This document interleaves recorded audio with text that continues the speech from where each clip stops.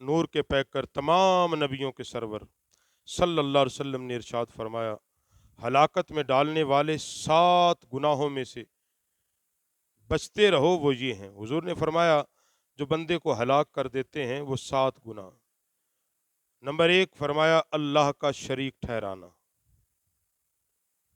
जादू करना और अल्लाह की हराम करदा जान को नाहक कत्ल कर देना, यतीम का माल खाना, सूद खाना और जिहाद के दिन मैदान से फरार होना और सीधी सादी पाक दामन मोमिन औरत पर जिना की तोहमत लगाना। सही बुखारी शरीफ में ये हदीस है।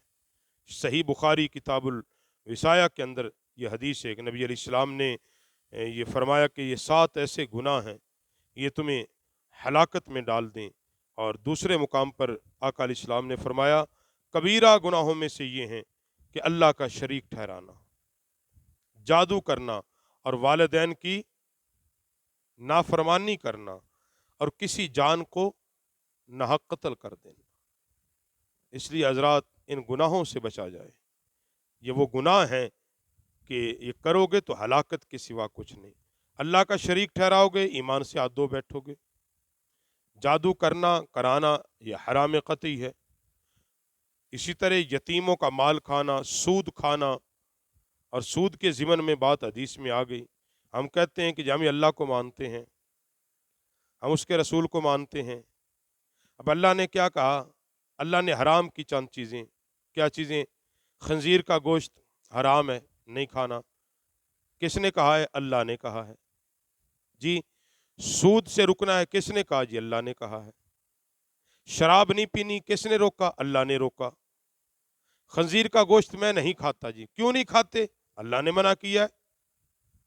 शराब मैं नहीं पीता, क्यों? अल्लाह ने रोका है।